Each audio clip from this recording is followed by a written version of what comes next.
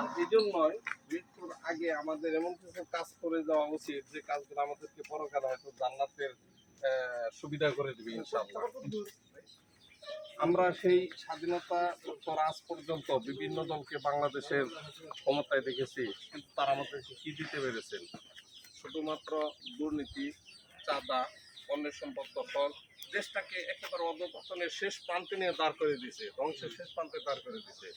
তাই দেশের এই ক্রান্তি লগ্নে আমরা আপনাদেরকে বাংলাদেশ জামাত ইসলামের পক্ষ থেকে আহ্বান জানাবো যে আপনারা কমপক্ষে শেষ একবারের মতো হলেও বাংলাদেশ জামাত ইসলামকে ভোট দিয়ে এই দেশটাকে একটা কল্যাণ রাষ্ট্র হিসেবে গঠন করার জন্য আপনাদের সকলকে আহ্বান জানিয়ে এবং এই ভালো কাজে শরীর হওয়ার আহ্বান জানিয়ে আপনাদের এই গুরুত্বপূর্ণ সময় নষ্ট করলাম।